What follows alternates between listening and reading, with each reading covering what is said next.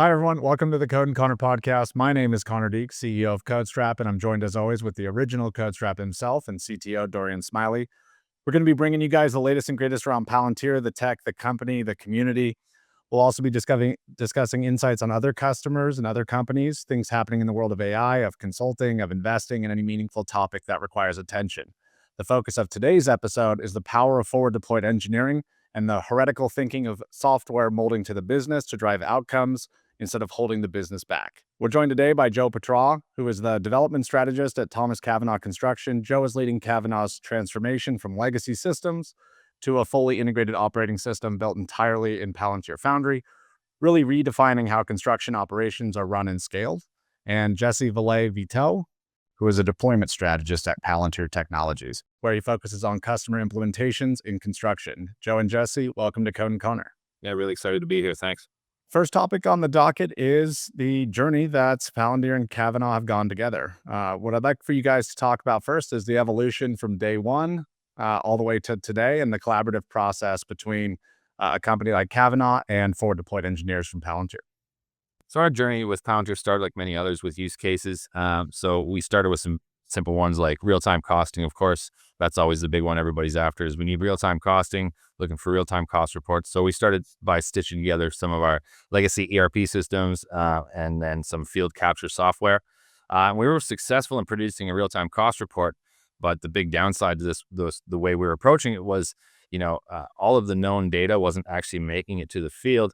We were actually, for lack of a better term, just punishing the field to get them to enter all of the known data into the field time capture software so that, every employee, every truck, every piece of material, they had to painstakingly enter in by hand every day just to produce real-time costing. So the report itself would generate real-time costs, but we were killing the field to get it. So, it was successful in building the report, but then, we actually failed in maintaining it because it was just too difficult for the field staff to actually enter it all in.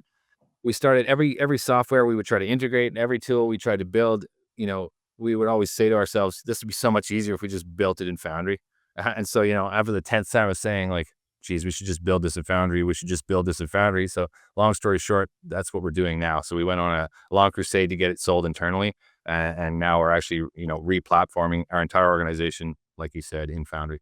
Did you guys start with a boot camp or anything like that? Like, what was the initial ability for you to get Palantir in the door to even give it a shot?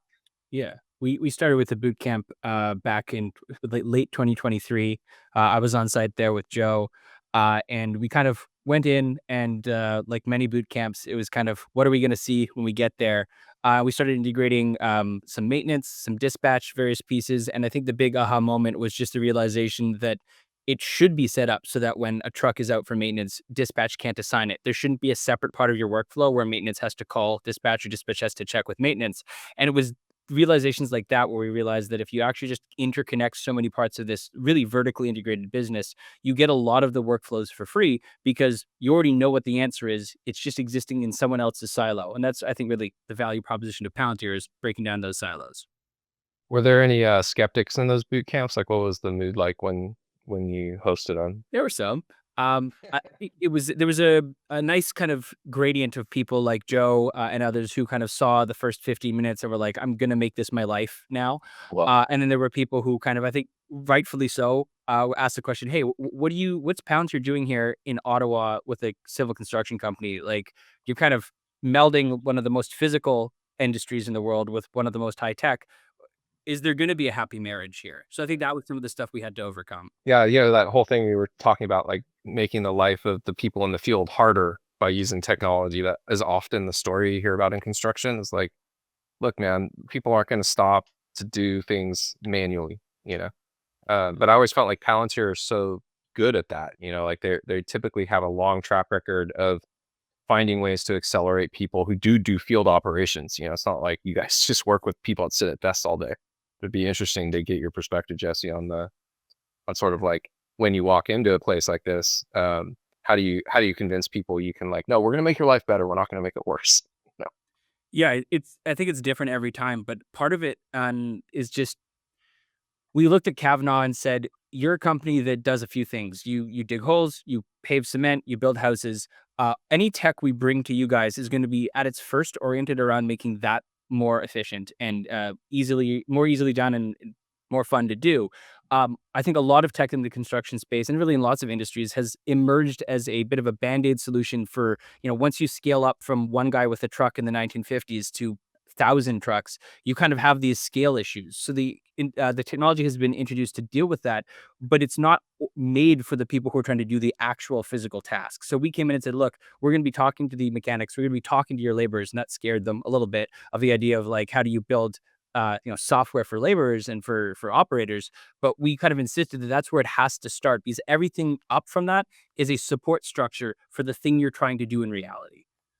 I mean, it's really refreshing, right? Probably, at least for them. Like maybe they're hesitant or a leader is hesitant because the way it used to be was that somebody else bought a software package and then said, you're going to use that. And just like you said, Joe, it almost always ends up that here's an extra burden for you to enter data into some user interface, which might have some downstream benefit to them be able to predict something in the future. But it so drastically reduces the ability of the operator to just get the actual task of the business done that it becomes a detriment to the business itself. Well, it's So, so funny that, each one of these individual off-the-shelf tools, they're made to solve a problem and, likely get some kind of output for, financial or IT or accounting. But funny enough, they solve that one problem and they work fairly well, but you actually get this diseconomies of scale going on where every one of these disconnected softwares that you then stack together actually slows operations down. So it's this funny compounding effect, and we're really feeling it now where, like, on a project management team, they've got 10 to 15 different softwares they have to log into every day and then duplicate all of those, like I call it, known data over and over and over again, where, as soon as when we were sitting in that room in that initial boot camp, we saw that, myself and a couple others went, my God, they've done it. They're connecting the known data. So yeah, it's really refreshing to get to. I can't stress enough how much we're building this for operations. And funny enough, the revenue driving side of the business gets bogged down with the administrative burden to try to produce things like, real-time cost reports or, financial statements and KPIs. You're slowing down ops to produce financial reports. And it seems so, by the end of, as you've stacked all these softwares together, you've now become an accounts payable cost reporting goals anymore. You're doing, spreadsheets. So it's just funny. Did you guys get a usable use case after boot camp? Like, did you get to something that was deployable or was deployable shortly thereafter? Or? Yes, with the big caveat that it was killing the field, right? So the tool was successful, but that led us down the road of like, my God, we've just got to start from scratch and rebuild this thing the right way. And, that led us down the path of our foundational ontology because, Jesse and I were locked in a room for the start of this year for a good couple months with just a whiteboard and some pizza. And, we just stopped all the way back, stopped and said, what are we actually trying to do? And we got it all the way down to, well, we perform contracts with resources. So the work we're going to do and the resources we then do the work with, and those objects there create the foundational ontology. And once you've actually got those objects understood in your ontology, building starts to get a lot faster. You're no longer treating all these outputs, natural outputs of doing things right, as inputs. For example, like we sit down and we do work on hand forecasting where project managers will sit there and actually painstakingly forecast all the work in the future. But, a work on hand or a cash flow forecast is just, the output from a resource loading scheme. Right. And so Did that foundational ontology also incorporate these data silos that bring together the various point solutions? Or? yes, but the way we're approaching it, I think our unique approach is that, we'll materialize our employee list and then we kill the pipeline and we now manage that in Foundry solely. So we can, produce, addresses back to our ERP so people, their paycheck goes to the right address. But all of the management, the day-to-day, onboarding, offboarding, status, information changes on an employee happens in Foundry. Did that allow you to spin down any of these other systems? Yeah, absolutely. So we plan to deprecate our ERP system by end of the calendar year. Again, really aggressive goal. But working out there in the ether and trying to Now we're talking. Now we're talking, man. This is the kind of thing I like. yeah. So again, hyper aggressive goal, and we're just trying to set these extreme goals and try to meet them because Well, Jesse, you got your work cut out for you, man. Yeah. Deprecating the ERP. We're killing everything, right? I think Joe had a nice quote at AIPCon where he said, everything else, the status quo is that it's Palantir. If another piece of software wants to coexist, it has to prove that it is actually value additive and not just, making things more difficult. I think that's kind of one of in terms of the journey from like boot camp to where we are now. In those whiteboard sessions and kind of the conversations Joe and I had over the year between boot camp and kind of moving to a larger deal was the realization that there was no natural cut point where we could say, oh, great, well, we'll just half deprecate your ERP. We'll half deprecate your dispatch. It was kind of like, we ended up realizing that we had to do it all, or we were going to build a bunch of tree houses along the way rather than like a palace that we want to live in. And so that's kind of why it got to the point of just saying, yeah, let's rebuild it from the ground up. And that unlocked a lot of value, because what I think happens sometimes with our solutions is that if you say, hey, I don't like how my AP is being done, make it better with Palantir. Well, we're going to end up making a solution that is better, but it still has all the same connection points and output. So it's kind of limited in how revolutionary it can be. By being able to say, hey, great, take these three systems that work together and build me one system that does all of those things, we're able to come to a lot of realizations about how we could reconfigure the way that the Cavanagh actually does business to be more efficient, because a lot of those processes grew up organically over time. As a patchwork of solutions to emerging problems. No one ever sat down and said, how would I do a construction company from first principles in an AI? But that's when you step into the minefield, right? Because the minefield is like, there's all these job functions and gatekeepers and processes that have been molded onto the SaaS products that you buy, so it's like, literally you buy SaaS product A, oh, now you need these jobs. Or you buy SaaS product B, now you need these jobs. And so like, as soon as you start talking about something as crazy as, well, we're going to cannibalize all those workloads, put them into one that's tailored to the business, people feel threatened. You get, all the gatekeepers come out to be like, well, no, you can't do that because here's my 3-year roadmap and you're not on it. But maybe you could talk a little bit about how you're managing this sort of like you got to convince people, right? You got to have to bring these people along. And so that's a challenge, Yeah, and so far, people have been shockingly open to it, because I find in construction that there's just so much to do that, most people spend their day putting out fires and nobody actually, we're surviving, not thriving, for lack of a better term, right? So I actually think that when we show up and start stripping away, we're actually not making things easier. We're just taking away the suck. You know what I mean? Yeah, like, now you just don't have to do those 5 things that are awful to do. Now you can just do the one thing that's enjoyable and, perform well. So yeah, I think so far the reception has been really good. That's awesome. What was the focus on, like, return on investment? I'd love to hear this. Like, you had your first win that solves a critical issue, but were you plagued with needing to constantly defend the build? Because, right, the journey of going from, like, filling in the gaps, which is kind of how Palantir has been pitched to companies that maybe don't want to deprecate a large system, to, like, let's build the palace, as you put it, Jesse. But that along that way, you have disbelievers or detractors who want to say that we could do this elsewhere. What's the value we're getting? How'd you get over the hump? And was it many humps or just one big hump and then you were cruising? Yeah. So of course, part of the original pitch, we all had to, prove out how we were going to get the ROI, all that fun stuff. But realistically, we're lucky that construction is that inefficient that there are so many, we don't even call them, it's not low hanging fruit. We call it the ripe fruit that fell in baskets and everybody's walking by and can't pick up. So, um, we call them micro use cases, but every one of these micro use cases that we could solve, we napkin masked out, and just in the first year, if we knock out those, the micro use cases, those milestones, that we, essentially make the money back. So, yes, that's all napkin math and conceptual, but the numbers are so large and the opportunity is so huge that, just picking off a handful of them is going to get the ROI. Yeah. I think also part of like, making that case was showing the potential future state. When you tackle something as big as like rebuilding a 70-year-old construction company's tech stack, you almost get beyond strict ROI, because you can start to say things like, what would this look like if it was done in a way where people are happy, they have more autonomy, they are able to better do their jobs. And that's kind of been an interesting outcome that Joe and I have talked about, is that there's actually, like, people enjoy their lives better. There's more empathy in like extended management meetings because everyone's operating off of the same source of truth. There's kind of like no point trying to play like a game of like, is my job versus your job profitable? We all know what the data is. How can we work together to make the entire company run as a company, as a real kind of coordinated group of people, as opposed to like a bunch of companies wearing a trench coat? I mean, we see Yeah, this at very large institutions like 70,000 or 50,000. Great, a huge amount of people with a huge amount of systems.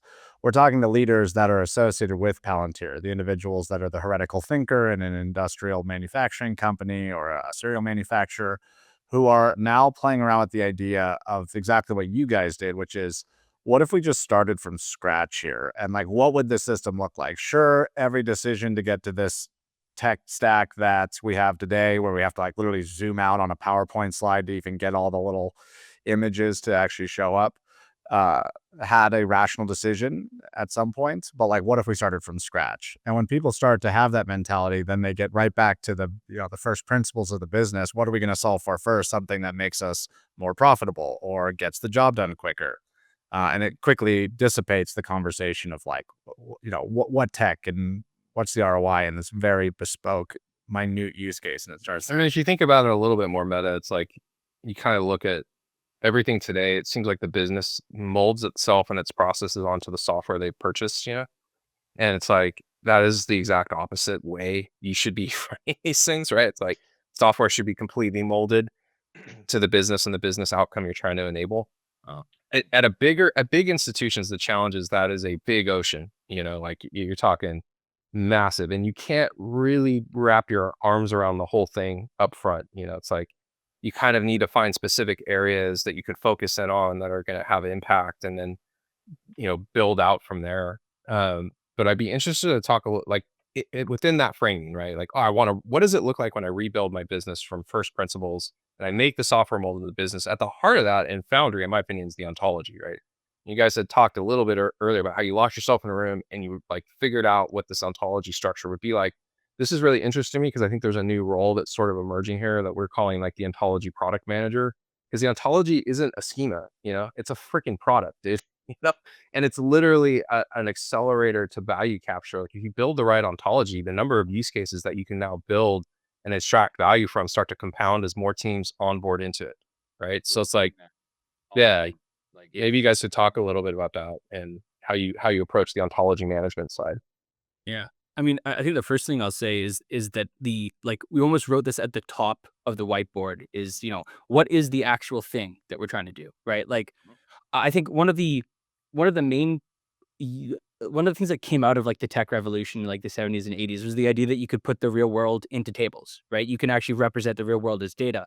But I think what got lost there is that like the map is not the territory. That is not the thing in and of itself. And so I think what the ontology can help you unlock is to add as much of that analog complexity of reality back into how you work with the data. And so you don't end up having like, a cost code. What is a cost code? A cost code is simply a pointer to tell you what job that should hit. Right. But you start to like look at the cost code and be like, oh, we have to have a cost code manager and we have to like make sure it's put in right. It's like, is there a way around that? What if we just knew that I was on this job and I did this thing? Do I not then de facto know what my labor is hitting? And it's those types of realizations of like just cleave to reality. And if you ever find yourself trying to build an ontology to do something stupid, ask yourself, am I just like cleaving to an archaic process that is kind of like existing because of things that are no longer there? It's like Chesterton's fence. Sometimes you actually do tear down Chesterton's fence. Or worse, you get data architects in the room and you start talking about star schema and you're like, great, guys. Like, I don't care about star schema. I care about outcome, What we find ourselves doing. So to Jesse's point, we'd sit there and we'd say, what are we trying to solve? Because often when you ask we call them clients, but the people we're solving problems for is they'll give you the solution that they think. So, something like a digital trucker time card, which is just a de facto way to cost time and pay truck drivers. Right. But you have to have the wherewithal to be able to, understand, is that actually the solution? Or do we really just need to tell the trucks what to do digitally? Because if you can do that, then all of that stuff we were trying to fight for and enter in and slog through actually comes for free. And so, just like Uber, at the end of the day, the driver doesn't write down who they drove where and how many kilometers they drove and, what stops they made. Just by doing the thing you need to do, you get all of the, the invoice hits the passenger's email right away. So it's like by doing the thing you need to do, you get all the other things for free. And so we try to approach every workflow we build with that mentality. And to your point, Dorian, is when you build the ontology the right way, you can actually do that really quickly and easy. And we're starting to see that speed now where every new workflow we start to build, you just bring in an employee object, you bring in a truck object. Dispatch, for example, they put a driver in a truck who isn't sick in a truck that isn't broken and put that truck on a job that requires it. It's like when you break it down to this simplest form, it really is that easy. And we've actually, and to that point, we've deprecated our dispatch software last week, and we're now dispatching all trucks and equipment through Foundry. As you guys move fast, right? It sounds like you're moving quickly. You're compounding value and building more use cases and expanding ontology. Like, have you started to think about your ontology management process? Like, for example, trivial example, like I need to add new columns to this object, or I have to build new actions to support a new system integration or workflow behavior. How do we now safely like kind of roll that change out and allow, make sure it doesn't negatively impact the business? Have you guys had to work on that problem at all? Or Yeah, I'll let Jesse take this one if he wants. Yeah. So the first place that we started was that you want to balance type 1 and type 2 errors, right? We want to start with allowing everybody to do everything. So like the first thing we did is we said, great, what is the hidden data that nobody should see? It's SIN numbers and like people's pay rates. Other than that, do I really care if like Joe knows that Josie is on a job? Does that matter? Am I going to do anything with that? If the answer is no, then rather than spend the first month trying to like granularly figure out all of the permissions, and of course, I want to say this works well in the scenario where there isn't protected data. Of course, Palantir is very good at like the protection stuff when it needs to be. But the question is, do we want to handle that first, or do we want to just start building? And so we did a lot of rework. There's a lot of apps that we have that are on the third or fourth kind of iteration of trying to do, because we wanted to push that speed to value of showing like, okay, imagine if you could make this work. And so what we've come around to now is that as more and more people have onboarded, I think we have like 20 different people building between Palantir and Cavanagh now. Wow. And as more and more people are using the tool, we've had to like be more careful about breaking changes. But that we introduced that when it made sense, as opposed to allowing that to be an unnecessary impediment to discovery at the start. So now what we do is we have a kind of like a couple groups on the objects. Like we have an OSDK backed app that goes out to all of Cavanagh's laborers. Anything in there is basically untouchable. You have to talk to the guy who owns that before you make any changes to that, because it'll break if you don't.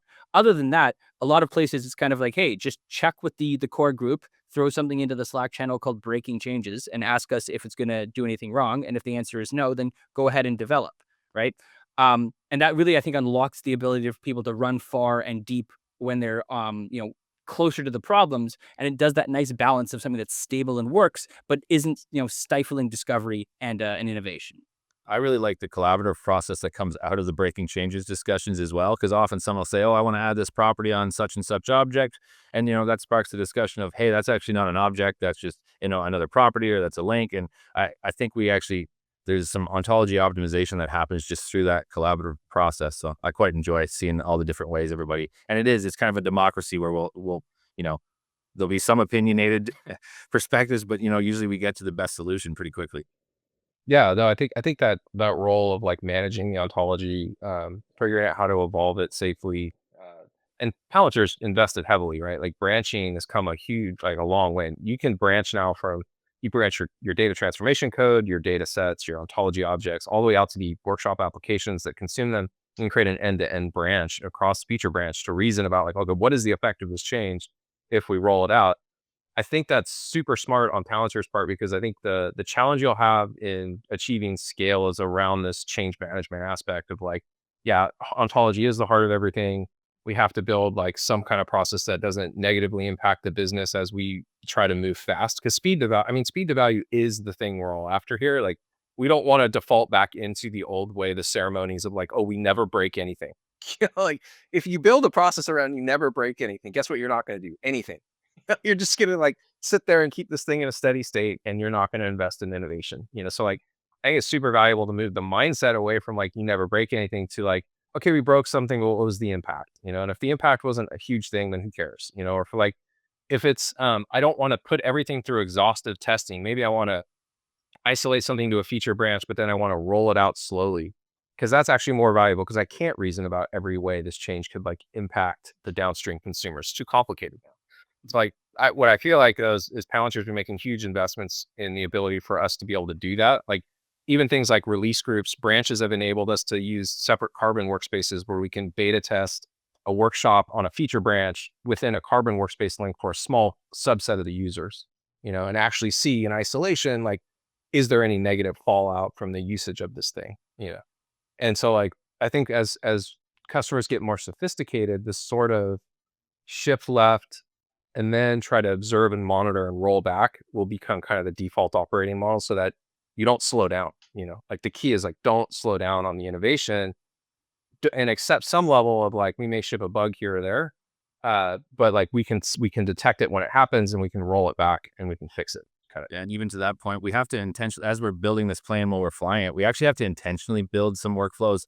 Not the perfect's the enemy of the good. Sometimes we'll have to make concessions where it's like, we know we need that object cleaned up to be able to link it in this form, but for now it's got to be a string. And I know that we lose the visibility and it's not ideal, but to get dispatch up and running, sometimes you have to start without a material object and just type it in for now. And it's those concessions and the understanding within the group. I think we do it quite well, which is figuring out where those concessions live to get the plane up in the air, and then knowing that, yes, we're going to replace that node later as we clean up the ontology. So it's pretty cool to be able to, we call them hanging nodes, but leave the node there ready to be, optimized when the time comes, but, still delivering value and getting workflows in people's hands, because if you wait until it's perfect, well, they've already lost interest. So I want to touch on, you've mentioned you have like 20 people. It's a mixture of Cavanagh and Palantir. Are you kind of framing that? Like, what's the op model and how's that forming together? Is it like a center of excellence with certain individuals going out to the field? Are business operators, they're probably not in the breaking changes Slack, although you tell me, but like, how are you getting the business to like start to own things? But maybe you start with like, what's the composition of the group of 20? Is it a center of excellence that's out enabling more pods of development? And how is the business involved in it? Yeah, you can keep me on track if I go down a rabbit hole, but we have a core group of devs that we're slowly building bench strength internally at Cavanagh. And so we've got 3, 4, 5 internal developers. We just did some interviews today, so we're hiring more actively. So we have some internal developers, and with varying skill sets. We also lean on what we call integrated members. So it's really handy to have, you find somebody in project management who can understands Foundry, can build, start solving some of their own problems, and then triage a lot of the problems that come up in that department. Same with, we have an integrated member in procurement. So they're embedded in the procurement team, solving procurement specific problems, but still, integrated with the dev team. And then, we have some subcontracted help as well. And then I'll let Jesse talk about the Palantir side, but I think it's a really nice marriage of all these different groups coming together. Yeah, I enjoy it. Yeah, I mean, I think on the Palantir side, we have a pretty good team. It's been interesting to go so quickly, so large, that it blends some of the traditional roles at Palantir of like, if you have one company you're working with, but 16 different workflows. A lot of my job these days is just making sure that like, as we are pushing in so many different directions, we don't end up in a place where like now the two ends can't be tied together because people have like independently done things that are non-compatible. So me and my my tech lead do a lot of kind of that work of making sure everyone's moving the right direction and is unblocked a lot. And then I think the other thing on what Joe said is that they really did something cool with the way they set up development, is that rather than try and like nest their development team under IT, they just said, look, this is above and outside of the org. This is kind of like we actually had like a room above the trading room in the shop, where we kind of all would hang out and work together. And they essentially did like an open casting call. They're like, okay, across all of our employees, we don't care if you're a truck driver, a laborer, we don't care, what it is your skill set is. We don't look for formal accreditation. Do you think that you can code in Foundry and build something meaningful? And if so, welcome to the dev team. So we kind of made it a bit of like a cool place to be, because it allows the people to self-select, right? Because there were so many people across Cavanagh that were so busy putting out fires that they never had that like 3 hours at the end of the day or end of the week to be like, okay, how do I actually improve what it is I'm doing? And it turns out that when you like take away a lot of the slog work, there's a lot of people across all types of jobs and professions that are going to lean in and do stuff. Like we have people who kind of came out of just being like clerks or drivers and are now integrated. And as to Joe's point, that liaison aspect is so helpful when you're trying to do change so rapidly, because it's one thing for like me to come in and be like the guy from Palantir who's saying, hey, I'm building all this stuff, it's going to change your life. But when it's someone that you've worked with like side by side on the road or like doing project management, when they tell you that they really see it, they know the jargon, they know the words, and they're able to better land that point on how it's not gonna, it's not a bait and switch. It really does make their life better. Not only are we think of ourselves as a customer service department where we'll literally run up the stairs out of breath to solve the problem that they're having right now, because trucks don't move if dispatch doesn't work, but we actually think of ourselves as operations. So a lot of the people on the team have been in the field in operations. So we truly identify with operations, and this is getting operations back the tools that they've so desperately needed. Yeah, I mean that is the technology enabling the business, rather than the other way around. I see it as like a lot of these larger institutions we go to, it's the tail wagging the dog. It's like basically central IT telling the business what it's allowed to do versus like the business telling IT what they're going to do. Like as far as to enable an outcome that matters. And so it's interesting, like that you can maintain, like Joe, are you like the proxy between the business and the team's building, and that's how you're maintaining alignment? So like people know the outcome to focus on and how the business is feeling, or like how are you managing that feedback loop? Yeah, that's exactly it. The liaison. So I've been at this company for 13 or going on 14 years. So I've been in a lot of these roles. I made my way up from the field, putting in, grading, sewer pipe, line paint on, painting lines on hot asphalt, all that fun stuff. And so, I have a really good understanding of not only the work, but the tools they've had to use over the years and how they've evolved. So I'm very sympathetic to, the tools they're using and, the needs of those tools and where they were lacking in the past. So yeah, that's where I really come in as liaison between kind of translating construction into code. It's interesting that Palantir can actually bring in this user cohort. Like Jesse, you had mentioned, like, we don't care who you are. If you're a truck driver, whoever, welcome to the dev team. Like that same opportunity doesn't exist in a lot of other platforms. If I were to do that with Databricks, for example, you're not participating because, and Databricks is a code forward platform exclusively, right? Like I'm literally working in notebooks. That's the standard primitive. I have to know how to write Python code or some other, supported language. And like is very exclusionary to getting the business involved, whereas Palantir kind of can service both these cohorts. You have your code forward portions of the platform, but you also have the no code and low code portions of the platform. And now you can get these people to work together on the same team, and the same platform, and actually building the same solution, which to me is like completely different, but is also enabling a lot of what you guys are talking about, I think. And I think it's compounded by the fact that we're taking this unique approach and scrapping we're not doing that many data connections. We're not integrating with many other softwares. We're just building simple objects in a clean ontology and then bringing them together. So it really, not that doesn't lower the bar, but it just simplifies the whole ontology so much. We've talked forever, both in our former employer on multiple episodes, and the benefit to actually be able to bring any type of person into a technology platform can't be understated, because number one, we can't all write code, but number two, there is a huge capacity constraint on the globe's personnel that can write in code. So a platform where you can do both, where you can bring in non-technical people or people that can build an application or drop widgets on a canvas, all those types of things that are more no code centric or for business analysts or for operators, and then heighten the outcome of code forward engineers, where the two things certainly become synergistic, but also rapid speed enhancements to actually get to an outcome. Bringing those two parties together is Well, if you it removes gatekeepers too, because like if you have to have a software engineer or a team of software engineers to build a solution, guess who you're going to? You are going to central IT, because that's where those people live, And even if you were to distribute those engineers throughout the business, if you were only working in code forward platforms, you couldn't effectively use those resources anymore. They'd be too diluted to have any impact. Whereas in Foundry, what we find is like, if I get one TypeScript engineer to contribute 25% of the time, that is all the team needs to get out of that engineer in Foundry, because we're not doing platform engineering. We're not building UI typically. Really, the job of the engineer is to do systems integration with APIs and provide functionality you can't natively support in Workshop, for example.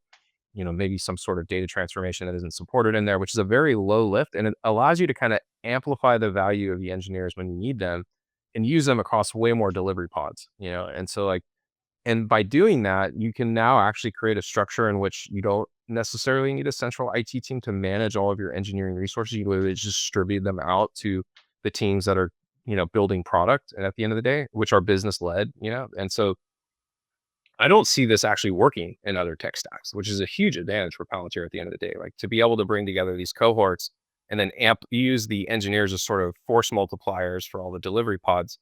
Now you can like compete in a way and also bring like actually push change in these organizations, where you can break down that like silo of IT that's sort of, I always feel like IT is a risk manager. It's not a place you go for technology innovation. It's there to make sure you don't foot gun yourself and they're compliant with all of the various rules. But like now Palantir can enable sort of a more distributed model. Yeah, I think that touches on something that's interesting here is that like the proper role for IT is to make sure nothing gets breached or lights on fire, right? And like they're great at that. And one of the things that we found, you gotta give them their props for that. They win when nobody gets DDoSed, right? They win when nothing gets leaked. So a lot of like the things that they do right, nobody ever knows. But they're not oriented towards, risk taking, and that just makes sense, right? You wouldn't want your IT guy to be like, an adrenaline junkie. But I think it's a lot of this is getting the right people to do the right things, right? So we've seen this a lot. And why are safety managers in the back office half the time doing reports? They should be out on site making sure the site is safe, right? Why are your project managers like arguing with like foremen about like where the cost codes should go? It's like, why are foremen touching cost codes, right? So by reallocating the responsibilities to the person who has the ability and information to make that decision, you take it off of somebody. Like you just imagine a poor truck driver sitting there trying to remember which cost code. He just wants to deliver the load he's supposed to deliver. Like why is this extra hoop he has to jump through that makes no sense in the context of what he's paid to do, or what he's good at, or what he wants to do? And I'll even further to that with the truck drivers, we're at the point, with when you have these off-the-shelf softwares, the software demands certain information to even do the action. So, we have the worst case scenarios were happening where you'd actually have a truck sitting, waiting on the phone, holding up production, because the last possible moment that you could know that job and cost code information is when you're loaded on a scale and there's 10 more trucks behind you honking their horn because you don't know the job number and the cost code, right? Where, this actually touches on another thing too, of all the whiteboard epiphanies Jesse and I have had. And this is one we call the responsible person, where, in construction specifically, but I'm sure it's similar in other industries, where the responsible person usually ends up being the person that touches it last, right? Like the last possible moment you could know that information is when you're on the scale doing that with trucks behind you. The last possible moment you could have WSIB clearances before you actually pay the subcontractor invoice. It's like all these things, those people get saddled with that responsibility, but it's actually the responsibility lies way further up the chain. There's just no tools or mechanism to actually allow those users to do it. And so we're actually like, not only are we going to first principles, but we're reshuffling and thinking really hard about who's actually responsible for that action. Are you guys at all looking at like some of the things I've heard about going on in construction are things like monitoring equipment utilization to figure out job progress, like if the equipment's not running, you're not building anything, and the other is like geofencing job sites to figure out where people are moving, where's material going, blah, blah, blah.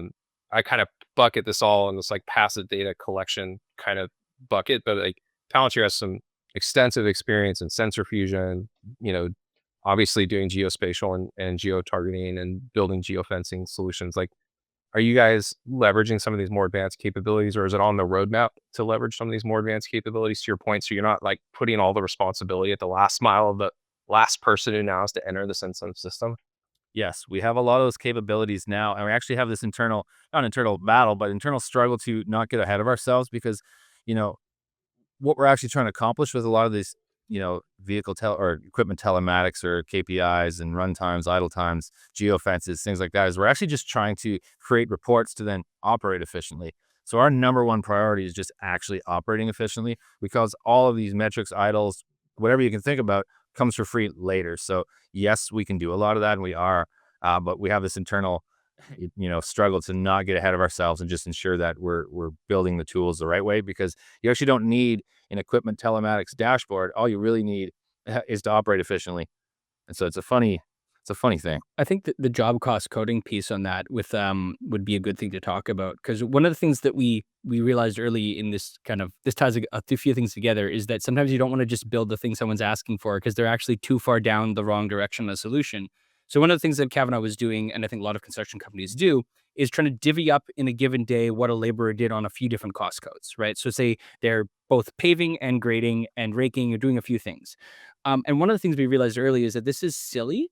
And it's silly because every foreman is just going to go in and say it's 441, 441, whatever. They're just good. And so when people are giving you garbage data, you end up getting like specificity or like precision without any accuracy. So you have to ask yourself, do we need to like yell at them harder to make them do it right? Or are they onto something that it's dumb? And one of the things that we came up with was that if I'm always doing these two things together, am I ever, what would I get out of knowing that I spent 4 hours on this and 3 hours on this, other than like arbitrarily hitting the bid in the right way? And so we kind of pivoted it and moved to like an activity-based cost coding. Really, at the end of the day, all these things go into doing a sewer. So why don't you just bill it as if you're doing a sewer? Is the client ever asking you, hey, can you dig into those numbers on how many hours you spent raking? Has that ever happened? No. And more than that, if you ask the question like, oh, well, we want to have that granularity. Early on, I asked Joe, what in principle would you do with that? Are you ever going to run like an analysis and say, hey, actually, this crew was less efficient on raking this day? And the answer is, of course not, because you're not doing the same job over and over again. You're doing That sounds like something an engineer came up with as a database column that people now have to like fill in for no reason. A finance function that wanted to have budget to actuals would have it so specific that they could then just there. You absolutely nailed it. And not only that, we're now forcing ops to operate how a job was, estimated and designed by another party. So you've got a designer and the person who tendered the job, splitting up the items in a way that makes sense to cost and price, of course. But then we're forcing our operations to unbake the cake every day and fit it back into those buckets when really what they do is they pave roads, they install sewers, they think of the work in that way. So yeah, not only that, we're killing them to get it, all to produce costing.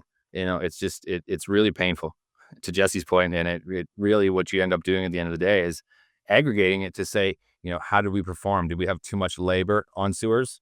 That's a real meaningful KPI, whereas it's really difficult to know that on 200 mil water main valve box number 7, did we have too much labor? It really doesn't help you. And Jesse, actually mad scientist, mathed one day how unless you did the same job with the same crew 10 times over at the same time of the year, it actually doesn't tell you anything at that level of granularity. So it's pretty funny.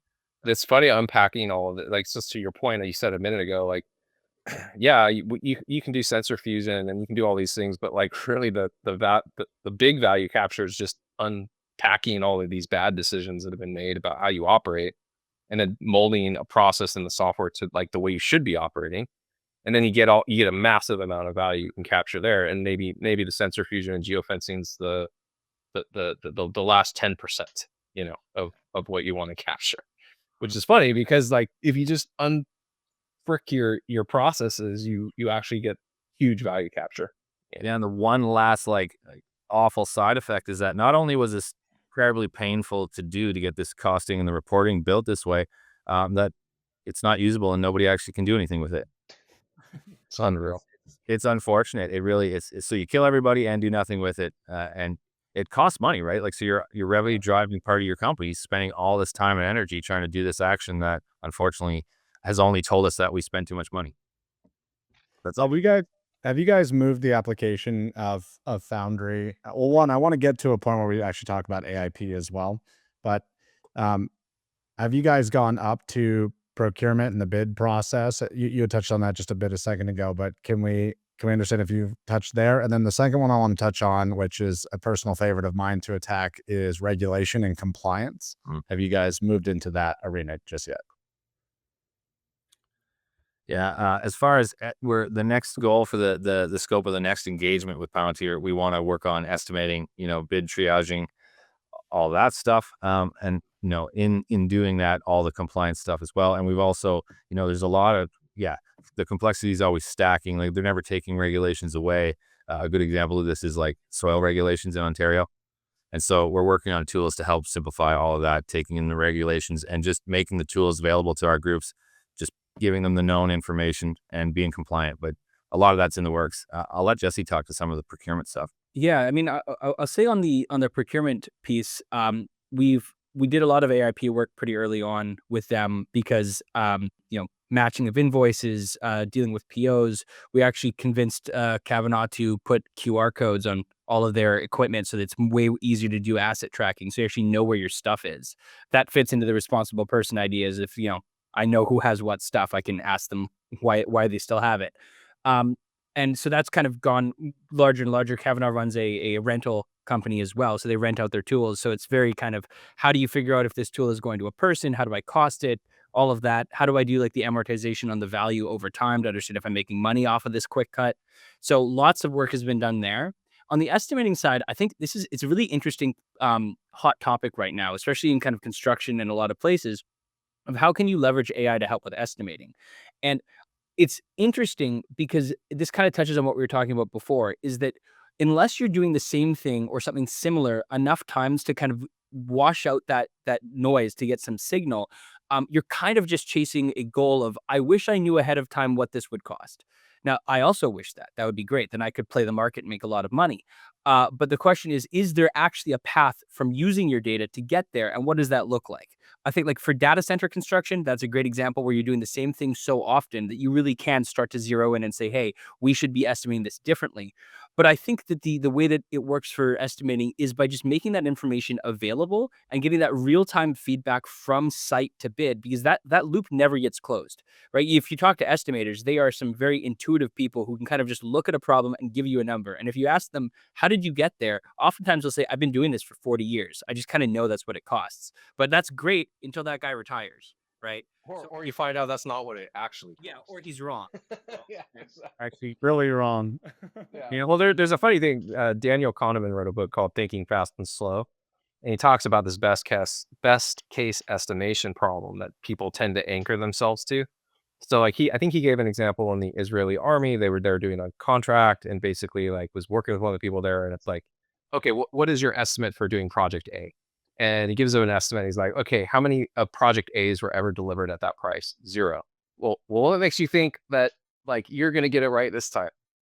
So like having a feedback loop that you can establish to actually go back and look at what things actually cost and where things are going wrong. Like you could actually, and to your point, Jess, we got someone who's like been doing this so long, they just look at a problem, they think they know, they often don't know, and you can start to get better. But I have a feeling that like in order to get better, it's like it's a really complicated kind of system you're trying to unpack, and the answers are probably the signals in the data, but you need to establish a feedback loop to figure that out.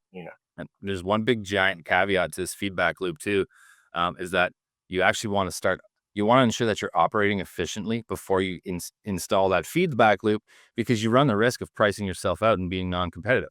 Because if you're actually operating inefficiently and actually understanding your true costs, and so then you actually start pricing in your real costs, you're no longer competitive. So you want to make sure that before you do that loop, you actually operate efficiently. So there's a big risk there too. Well, let's jump to compliance and regulation. Where are you guys at with that? I've always had this idea that if you can solve the ability for a construction company or someone that builds something in the world of atoms that can solve it once for all of construction or building products, that you'd solve a fundamental issue with, there not being enough houses for people to live in. And certainly in the US, I'm sure it's similar in Canada. But would love to hear what you guys are doing in that space and then maybe unpack it. Yeah, the first one I'm thinking of right off the hop is soil regulations. So we actually have to track in Ontario where soil moves to and from. And it's actually quite a pain, especially for the people on site, where every bit of soil has to be tested, then tracked, and then every truck driver must be able to produce a report of what materials are in their truck, where they're going in case they're pulled over or audited. And then also on the receiving sites, all that material must be tracked, put into sectors and grids and understood where all the contaminated material actually lives. And so, yeah, we're working on a solution to simplify that completely. I don't want to give it all away, perhaps, but that's a huge component. Do you have anything else on that, Jesse? Yeah, the specifications would be the one I'd talk a bit about. So when you're working with a city, like say a city of Ottawa, they're going to send you a massive list of specifications, and it's a very frustrating PDF to work with, because it'll be, hey, the lines have to be this size per this regulation, but use the version from 1977, not the one from 2008. And so you'll get these long lists of basically it's kind of like a linked PDF, but it doesn't have the links, because why would it? And so what happens is eventually somewhere along the job, somebody makes a mistake, which is totally understandable, because no foreman's going to read 200 pages and know exactly all that's there. But then that puts the city in a position where they can argue that you didn't do the job to spec. So one of the things we've used AIP to do is to pull out those clauses, highlight where they need to be amended and where that amendment is, and then present that to the person on the site. So they just get to see the cut down version of what it is that they care about right now on this job. It's like, okay, great. Usually paint the line 7 millimeters thick this time, or 7 inches thick. This time it's 6. And so that helps you hit regulations. And maybe this is like, this is more about doing the contract right, but this also applies to things like safety. where you can get ahead of the trailer talks and the tailgate talks, I should say, and say, great, what is it that we're doing on site today? Oh, we're down in trenches. Great, let's have a safety talk about how to not get buried in a trench, right? And so that it kind of all loops in together by using like AIP to extract knowledge from the sources, from the needle in the haystack problem, and present that to the person who needs it to make the decision right now. Yeah, that's an ideal problem for AIP, because like to your point, no one reads all of these documents, and you need to be able to wrangle them all together and like extract the right information so that you know exactly how to submit a form or like actually go apply for something correctly the first time. There's probably massive savings in there, and to your point, the other is like workplace safety. In the US, we have OSHA and we have like some other groups at AIPCon or DevCon 1, our team worked on this idea. Like, one of the team members works for a helicopter company. They like fly people out to oil rigs. They do all kinds of stuff. But like, there's all these safety regulations, and like, if a pilot slips and falls getting out of the aircraft, they actually have to go and do some kind of thing to make sure they weren't on medication at the time, and blah blah blah blah blah. It's just all these like regs that are sitting there. And so being able to automate, there's a massive cost to the business right now. Like trying to stay in, and if you're not in compliant, you forget to do something, you get dinged 6 months down the road because, you weren't giving talks about how not to get buried in a trench. Sorry, guys, here's a $10,000 fine. Do better next time. Being able to automate that stuff, I think, takes a lot of cost out of the business. And it is literally like, it's right in the intersection of what AI is actually really good at right now. And Foundry, man, like it's easy. I think that's huge because, if you look at like kind of the history of like the last, 100 years, there's been more and more regulation and litigation on it. And that's, not necessarily a bad thing because people are being made safer, but it's also created this cottage industry of people who have to deal with all of this. So I see a future in which like my AI sends over my regulations to you, your AI figures out, sends it back. So we get to have the safety that regulation provides without creating this kind of net negative friction effect on having human beings have to deal with compliance for it. So you kind of get your cake and eat it too there. Yeah, and contracts are written much the same, just on construction contract wise. You know, it would be a lie to say that everybody reads all of it and completely understands it. So it's actually really difficult, and there's a lot of risk on the contractor side that you couldn't possibly perform the contract the way it's written because there's so many clauses and so many things that you actually couldn't take into consideration and actually put a dollar value to, right? So yeah, you price all the materials, you price all the labor, but it's actually really difficult to put a price on all of the clauses in a contract. The same with subcontracts and estimating. Very difficult to have an apples to apples comparison of two bids side by side when sure, two of the three items overlap, but there's so many other caveats and clauses and exclusions in a subcontract. So there's so much opportunity to have AIP parse and help manage this information. Oh, heck yeah. I mean, you gotta realize the scale of the problem is so big, it's way outside the scope of what a human mind could wrap its brain around. You're not going to read 10,000 pages of regulation to be able to recall anything meaningful. Maybe you have a few points that stuck in your head, but the vast majority of the body of the corpus, you're not going to remember. AI is actually going to outperform humans, I think, on every metric here, being able to do better at recalling these things and be able to find information, that needle in the haystack, even though that's not like a solved problem in AI research in the sense that like, it doesn't always find the needle in the haystack. It sure as heck outperforms humans in this problem space. So like, and the neat thing about Foundry is like, it is so easy to bring those documents in. Like Pipeline Builder, for example, makes it very easy for a citizen engineer to come in and drop in these contracts and drop in these regulatory PDFs, build a pipeline that gets you to a better place than where you were the day before, which is now you can actually search this stuff. And now you can actually like look and start to model it in the ontology, which is really interesting. It'd be great to see like, this is an area like, so I don't know if you guys are familiar with the work Palantir did with BP, but like they created this product called Foundry Rules because with BP, a big part of their operations was like, we have to look at all these sensors individually. They don't really mean a lot, but if you bring them together and you amplify the signal by looking at all of them and use some machine learning, our operators start figuring out what to do. But this might be a space where if you are operating with heavily like all these regulatory constraints and this broad-based appeal in the construction industry, this is a place where you could build a product. So like, especially if it's like around the idea that you can build a better mousetrap around digesting regulations related to construction for all of Cannibal. And maybe that becomes something that you could generalize, into an offering that would help you do this for everything. Because right now we're doing this everywhere. Like it's not always in the context of regulatory compliance or soil management or anything. Like we're all trying to process a bunch of unstructured data now and model it so we can ask questions like this against it. There's a lot of ways to do that right. There's a lot of ways to do that wrong, and probably a few to do it right. I think one of the areas where Palantir can innovate here is on the idea that they can build a better way to not only pull the unstructured data in the ontology, but provide a better search algorithm to surface what you need. Because like I spend a lot of my time, and a lot of other engineers spending their time trying to figure out like, how do I build a better search engine against the unstructured data? And in some cases it's vectors, in some cases it's strings. I think like there's this opportunity in here for Palantir to I think the one thing that's missing that would help here is a knowledge graph of all of this information that you could like auto populate inside of Foundry. I did see one thing recently, Jesse, that I think will help you a lot, Joe, is this thing called guidelines that the healthcare team has been working on.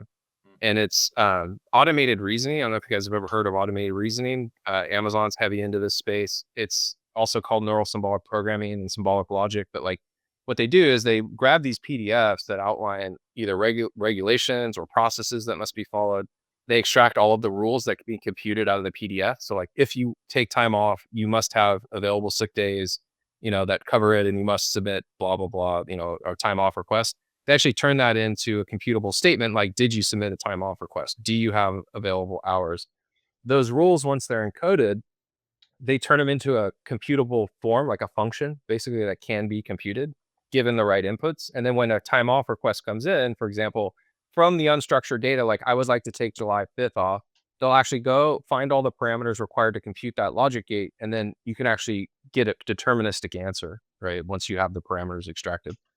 And that's greatly improving the ability for agents and AI to give you reliable answers about what to do next, or did you fulfill all of the requirements? In your case, it might be for like, did you fulfill all the requirements for our job site training at this site, And so AI is extremely good at doing this. And Palantir's, I think, this would be a product that'd be super useful in the space of like, are we compliant? Are we, doing all of the workflow steps we should be doing?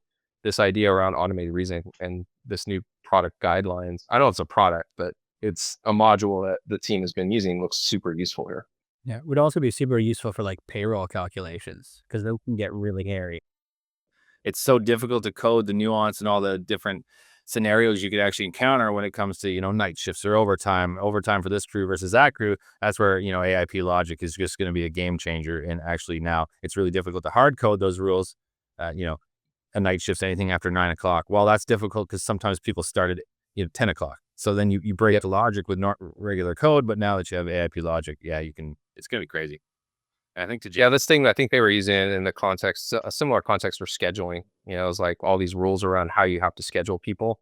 And they can only have so much overtime. They can only do X, Y, Z. And so they're pulling out the rules out of these PDF documents. Then they become computable. Then when the profile of the people who they're looking at in the scheduling pool come in, they extract all these parameters to compute the logic case, and they're showing the results for each person, in the scheduling workflow, for example.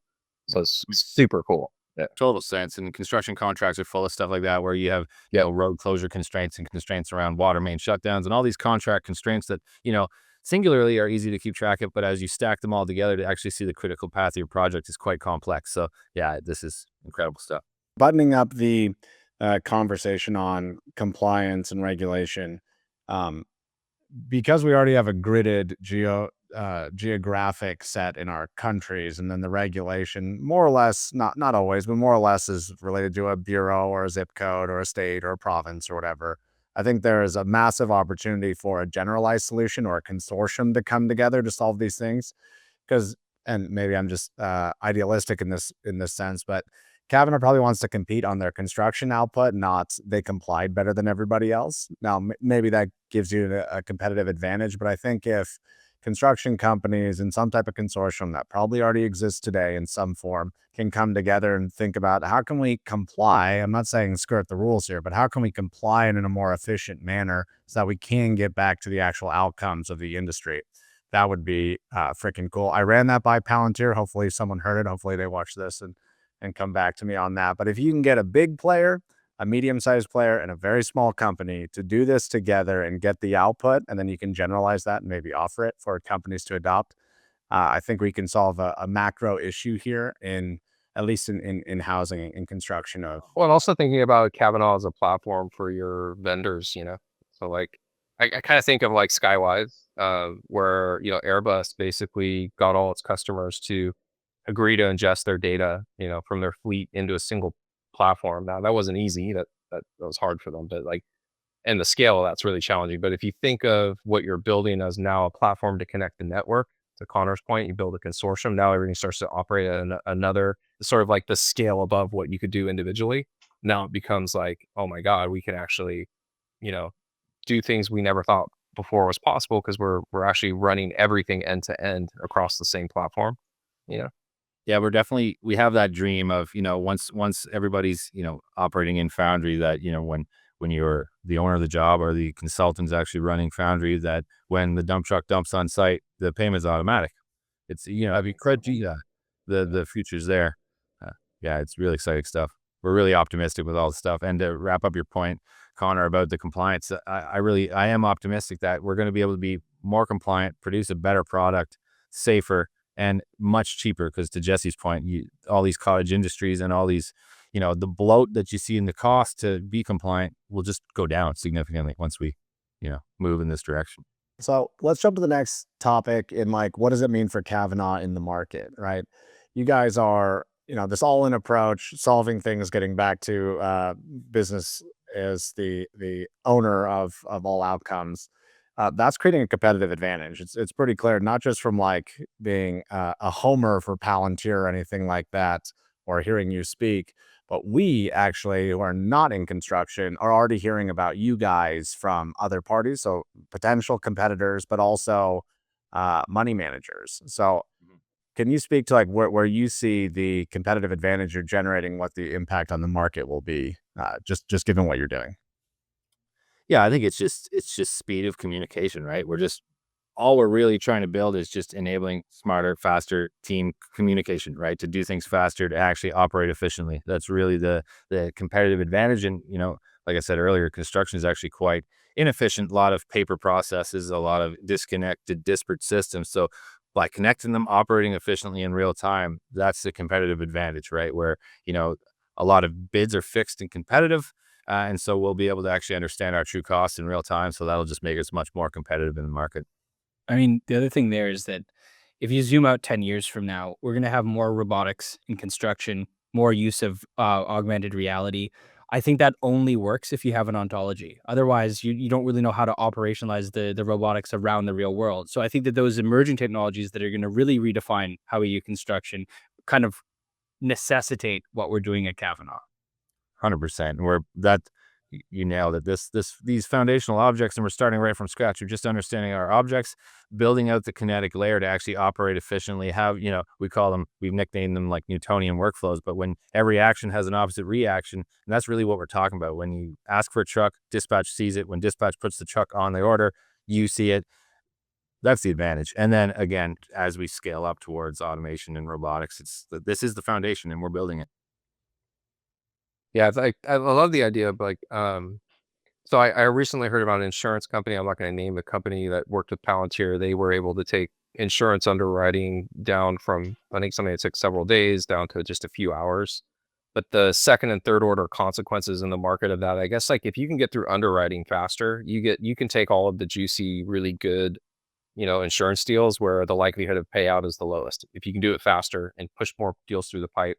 And then that leaves your competitors with all the more risky stuff, right? So like the second order consequence of you getting better at underwriting is now the market is there's less opportunity for your competitors to find less risky deals to underwrite. I'm interested to think about like what are the second and third order consequences for the construction market as not just your company, but others look to re-platform this way, retool their operations this way. How does it put pressure through competition onto people who aren't evolving, or how does it change the market and shift dynamics a little bit? I don't know if we know what those are yet, but I don't know if you can think of any of them or if you're trying to measure any of this, but I bet you the money managers are thinking this way. I have one idea on this. I think that right now there's a lot of like competition based on like being the low ball bid. right? And I think as we move in a direction where, say, Cavanagh does their estimating and they're like, look, it's bang on, we're not going over, or even getting to the point where they say, hey, here's our estimate and we're going to add +1 sigma, right? Like we can actually tell you the envelope of the risk profile. It's going to move estimating from rather than just like a fixed point to like a range. And then what you get the ability to do is you're no longer competing on like your ability to kind of do creative finances to get the bid down. You're competing on your ability to deliver on time, in full, and safely. And I think that moves the construction industry in a better direction. Yes. The operational efficiency, and I think the quality of life, it makes us really competitive for talent as well, because it's just going to be so fun, in my opinion, to work here because the systems are so smooth that, we always say that if you were, two kids in the sandbox dreaming of being construction workers, well, I bet they didn't picture the Excel sheets and the cost reporting, Yeah. That's a really good point, because it's sort of like taking talent off the board. So like if the subs want to work for you and you're going to be the prime, and like you get all the good ones. And I think to Jesse's point, that even further accelerates your ability to execute. So that's like you're getting the quality laborers, the quality talent, and your operations are clean and everyone's happier.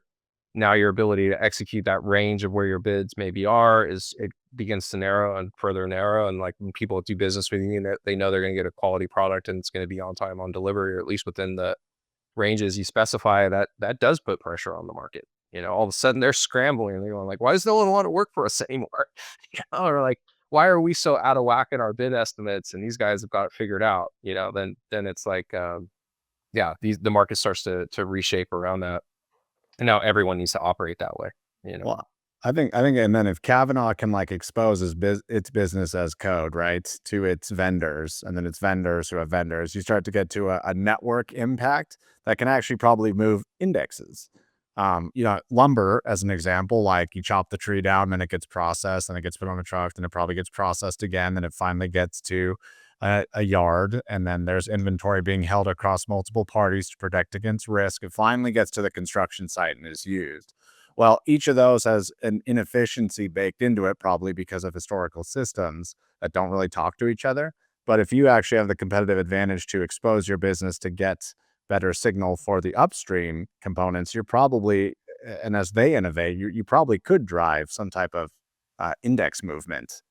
We see this in a different industry, by the way, batteries, which is automotive aftermarket industry. There's now discussions between the front store of whomever and battery manufacturers, whereby if they actually do an interconnected sharing of data from a demand perspective, that you can reduce inventory, which would have an impact on literally batteries across the entire planet.